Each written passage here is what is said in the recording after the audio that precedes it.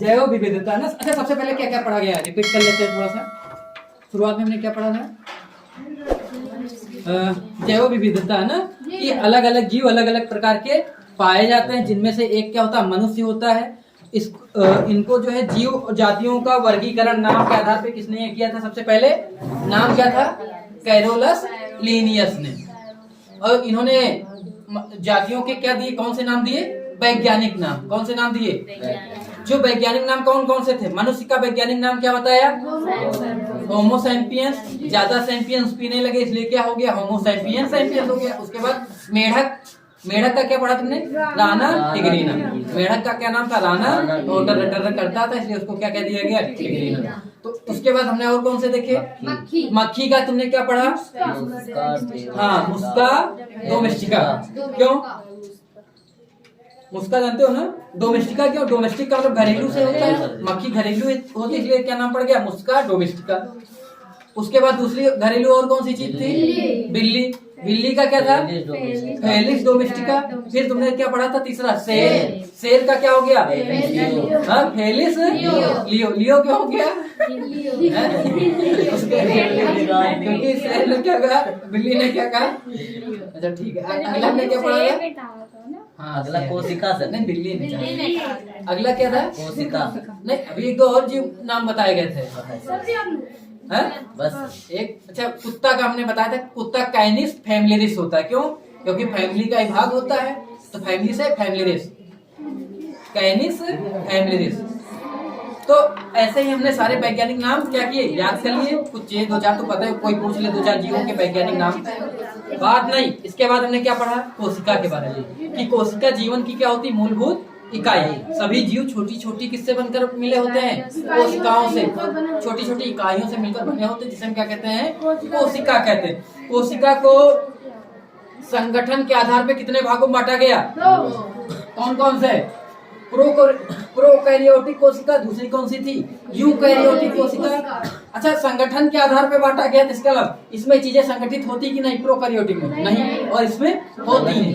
तो प्रोकैरियोटिक में कौन क्या क्या नहीं होता है? केंद्रक संगठित नहीं होता है, लवक, माइक्रोकांडिया और गाल्जी काय अनुपस्थित होते हैं। क्या होते हैं? और इसमें यूकैरियोटिक में केंद्रक सुसंगठित होता है और गाल्जी काय, लवक, माइक्रोकांडिया इत्यादि क्या होते हैं? पाए जाते हैं। तो मनुष्य कौन सा जीव हो जाएगा? यूकैरियोटिक की प्रोकैरियोटिक? यूकैरियोटिक है ना। नाम में ऐसा कि लकवा मार जाए ना, तो मतलब थोड़ा सा प्रयास करना, बोल लोगे। कोशिका कितने प्रकार की होगी? हाँ, कौन कौन सी?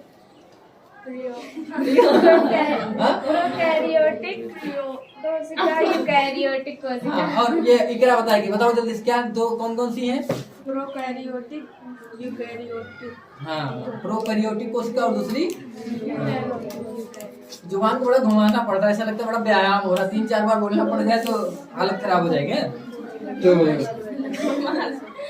लकवा मार जाएगा। तो ऐसा यहाँ तक की कोई दिक्कत तो है नहीं ना। अब बहुत ज्यादा अभी यहाँ नहीं पढ़ना है ना, केंद्रक के बारे में थोड़ा सा पढ़ लें। बाकी कोशिका जब 9th क्लास बैठेगी अपनी, 9वीं तो अब अपनी हो गई ना, जो बच्चे आ गए हैं, जब वो आएंगे तो थोड़ा सा इधर रिपीट कराएंगे। अब हम लोग आ जाते हैं जीव जन्म कैसे करते हैं। क्यों? क्योंकि इसमें ये सारी चीजें भी आएंगी। ठीक है, यहाँ तक कि कोई कंफ्यूजन तो नहीं? कोई बात नहीं। अच्छा, जीव जनन क्यों करते हैं? पहला ये प्रश्न दो, चैप्टर का नाम क्या है? जीव जनन क्यों करते हैं, कैसे करते हैं ना। हाँ, कैसे करते हैं बताया जाना, लेकिन क्यों करते हैं ये बताओ। जीव जनन क्यों करते हैं? बताओ, जीव जनन क्यों करते हैं? क्योंकि हर जाति क्या चाहती है? अपना अस्तित्व बचाए रखना। क्योंकि हम आए, हम तो अमर है नहीं कि कभी नहीं मरोगे। लेकिन क्या होता है, दादा थे, पापा आ गए, पापा के बाद तुम आ गए, तुम अपने ले आओगे, 2-4 पीढ़ी आगे बढ़ती रहेगी। लेकिन ऐसे ही 1000 साल पहले भी रहा होगा। मनुष्य अगर जन्म ना करता होता तो क्या आज मनुष्य होता? कोई मान लो शेर, कुत्ता, बिल्ली जन्म ना करते होते तो क्या कुत्ते गली गली टहल रहे होते? हर साल गली मिलते हैं, तो ऐसा हो पाता नहीं। हाँ बताओ, क्या बात है? जिक्र आ गए, क्या जिक्र करना बताओ? कुछ जिक्र नहीं करेंगे तो। अच्छा हाँ, क्या बताए?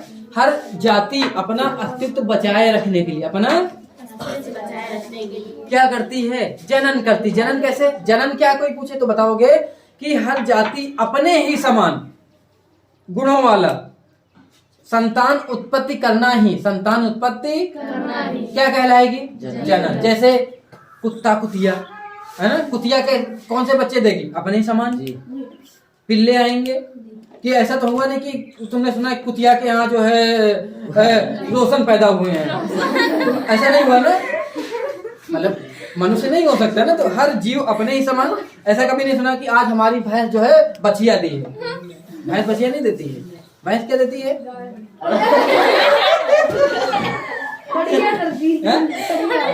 कहने का मतलब हर जाति अपने ही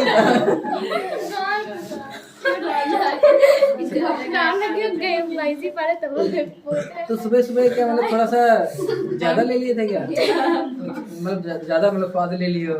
एक आती नहीं कि मतलब उसको अगर थोड़ा सा अगर चाट ओढ़ लो तो फिर दिमाग हैंग करने लगता है। अरे बड़ा अनुभव फिर करने का।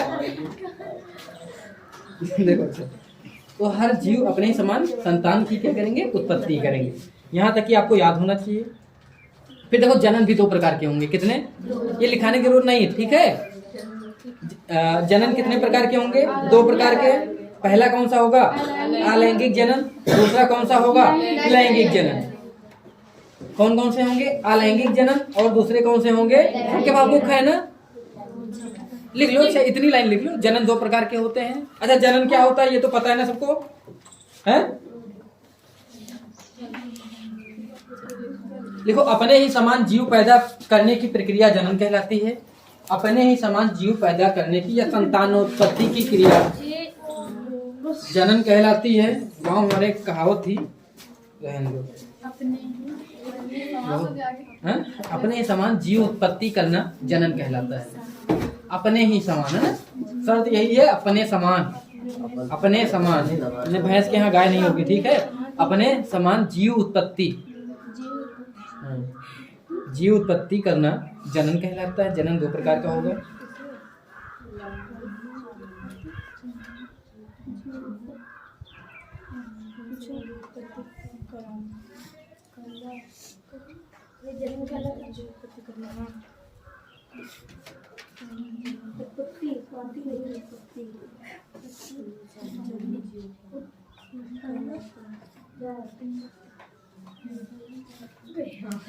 तो ये हो गया ना। तो देखो पहला है अलैंगिक जनन, दूसरा है लैंगिक जनन। पहला कौन सा पढ़ोगे? तो मैं इसको मिटा देता हूँ। जनन आप दो पढ़ेंगे, एक अलैंगिक जनन, दूसरा लैंगिक। अब अलैंगिक और लैंगिक सीख लेते हैं। आपने बहुत बार पढ़ा होगा जनन दो है, अलैंगिक क्या होता है और लैंगिक क्या है, ठीक है।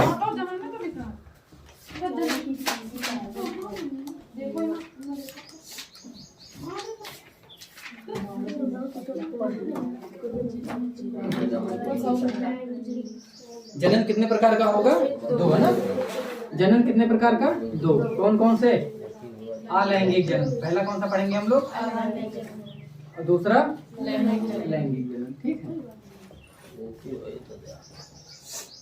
जो अलैंगिक जनन होगा, कौन सा जनन? अलैंगिक जनन किन जीवों में पाया जाता है? इसमें केवल एक युग्मक, एक जीव किया सकता है। जैसे नर है तो अपने में ही संतान की उत्पत्ति कर लेगा। लेकिन पहले हम लैंगिक के बारे में सीखते हैं। कौन सा? अच्छा लैंगिक में नर और मादा दो आते हैं। कितने आते हैं जनन के लिए? नर और मादा। जैसे भैंस है तो साथ में भैंस आ जाएगा, कुत्ता है तो कुतिया। दोनों के जब मिलने से कौन से होंगे? जनन होगा। तो कौन सा होगा? लैंगिक होगा, ठीक है। जैसे नर और मादा, नर मादा मिलेगी तब संतान की उत्पत्ति। जब दो के मिलने से होगा तो कौन सा होगा? लैंगिक। दोनों एक ही में होंगे कि अलग अलग होंगे? अलग अलग है ना। लैंगिक में अलग अलग होते हैं। लेकिन जो अलैंगिक है, कौन सा है? अलैंगिक है। इनमें जैसे तुमने भी मैंने याद करो बताया था अमीबा पैरामीशियम। अमीबा याद है? कौन सा? इसको हटाओ इधर, याद करो। एक अमीबा का चित्र मैंने बनाया था। जैसे अमीबा में अलैंगिक जनन होता है। कौन सा? पहले तो अमीबा एक कोष की जीव है कि बहु कोष की? हमने कहा था ऐसे अमीबा का स्ट्रक्चर होता है। अब ये क्या करता है? इसको मान लो एक दूसरा अमीबा पैदा करना है। भाई अमीबा बेचारा अगर मर जाएगा तो क्या दोबारा अमीबा होगा? हमने कहा कि अमीबा चाहता है कि इसकी 1000 सालों तक ये अमीबा रहे, तो क्या करेगा? खुद चला जाएगा, एक संतान की उत्पत्ति करेगा। तो कैसे करता है? ये अमीबा थोड़ा सा ऐसे फैलेगा, ठीक है, ऐसे होगा। फिर धीरे धीरे और टूटेगा। देखो अब बताओ बीच से कुछ देर बाद क्या हो जाएगा, क्रैक हो जाएगा, मतलब अलग हो जाएगा। अब कितने अमीबा हो गए? इस प्रकार एक ही अमीबा थी, अपनी कोशिका से उसने एक दूसरा अमीबा बना लिया। तो ये एक ही, इसमें नर मादा अलग से है कि एक ही ने एक ही से हो गया, तो ये लैंगिक होगा कि अलैंगिक होगा? अलैंगिक। इसका मतलब ये, और चूंकि किसमें हुआ है, अमीबा में, अमीबा एक कोशिकी है कि बहुकोशिकीय है? तो हम कह सकते हैं कि जो सभी एक कोशिकीय जीव होते हैं वो कौन सा जनन करते हैं? अलैंगिक जनन। कौन से करते हैं? तो लिखो, इसमें लिखो, लिखो जब कोई शरीर की एक कोशिका,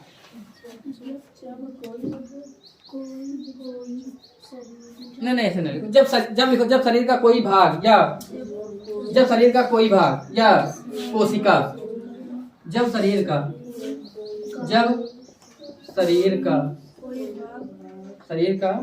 कोई भाग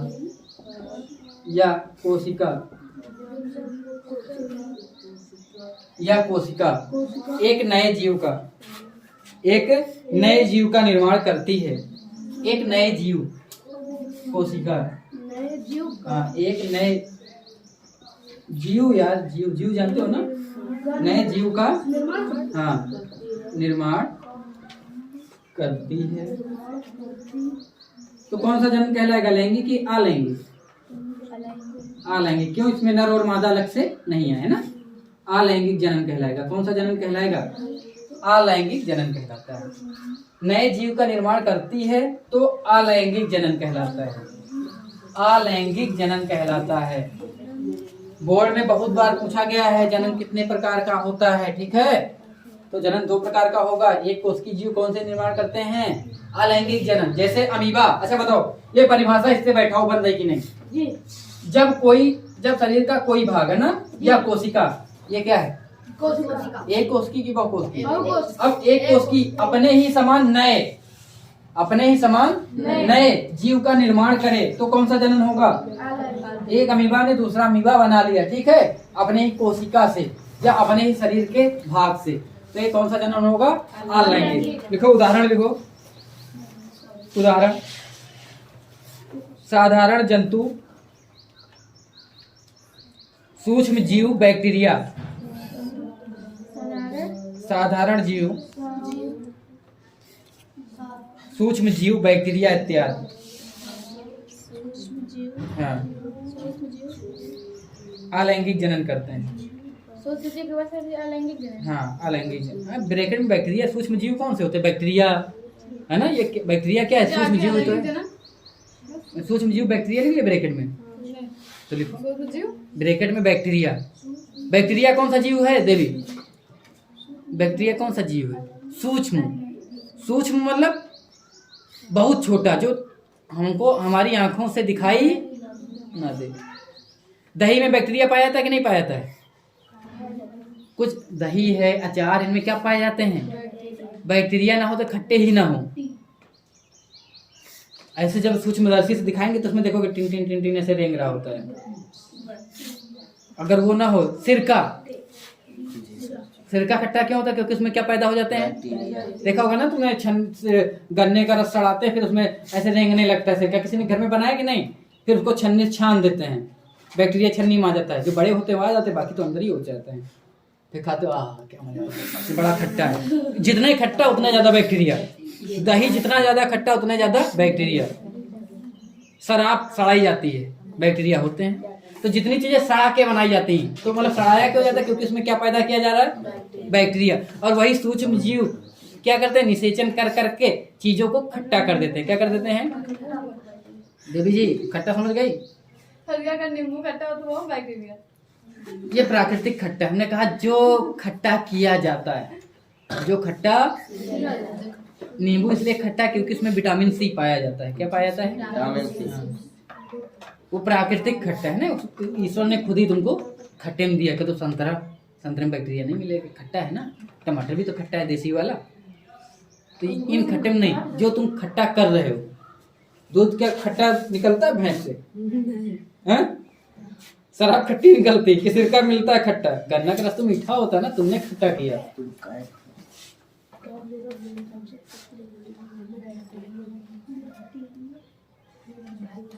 बैक्टीरिया, हाँ आधा का होता है बैक्टीरिया में, आधा का। दूसरा डाल लो लैंगिक जनन, दूसरा लैंगिक जनन। अच्छा, अमीबा में जो अलैंगिक जनन हुआ है इसकी प्रक्रिया क्या कहलाती? दोनों अलग हुए कि एक ही में रहे हैं? अलग हुए ना। तो ये जो अलैंगिक जनन इसको विखंडन कहते हैं। क्या कहते हैं? विखंडन का अर्थ समझते हो ना? खंड खंड अलग हो जाना, विखंड हो जाना। जैसे दो चीजें, देखो ये अमीबा एक था, इसने क्या किया, ऐसे धीरे धीरे अलग करता गया, एक अलग ये अलग कर दिया। देखो एक अमीबा ने दूसरे अमीबा पैदा कर दिया, तो ये अलग हुआ। अलग है हुआ तो कौन सा जनन है? अलैंगिक जनन है। लेकिन अलैंगिक में कौन सा है? विखंडन है। कौन सा है? याद रहेगा ना, अमीबा क्या करता है? विखंडन करता है। क्या करता है? एक होता है मुकुलन भी होता है। क्या होता है? अच्छा, मुकुलन जानते हो क्या होता है? बात नहीं यार, तुम लोग एक तो बायो वैसे भी नहीं पढ़ाते, दूसरा पढ़ा रहे तो सुन लो ना। तुमने देखा होगा जैसे कौन सा पौधा बता दे, गुलाब देखा है ना? टहनी काट लाते हो, लगा दिया, लगाने के बाद तो वो अलग भी उगाता है। तो ये कौन सी प्रक्रिया कहलाती है? एक होती मुकुलन में आता है, एक पुनरुद्ध भवन आता है। ये मतलब कई सारे हैं, भी मैं बता रहा हूँ। एक मुकुलन हो गया, मैं दिखा रहा हूँ। ये मुकुलन में कौन सा चला जाएगा? जनक हाइड्रा एक लगाया जाता है ना, इसमें तीनों होते ना, पुनरुद्ध,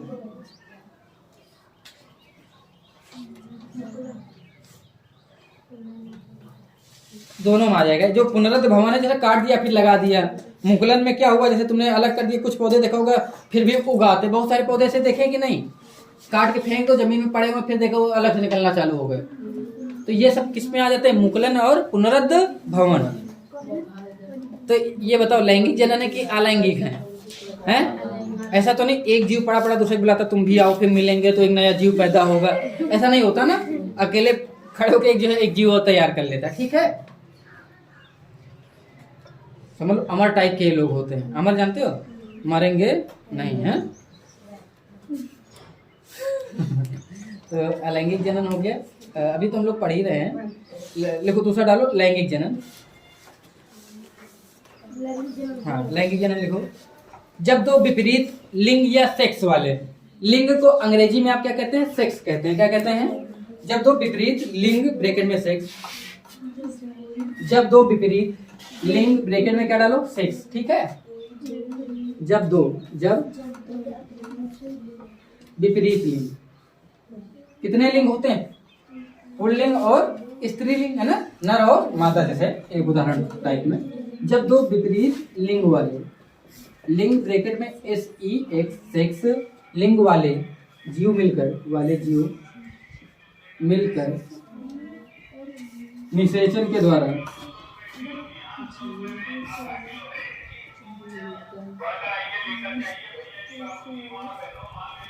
अपने ही समान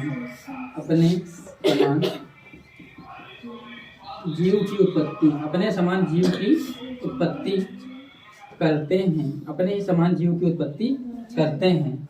तो कौन सा जनन कहलाएगा भाई बताओ? लैंगिक जनन है ना। कौन सा? लैंगिक जनन।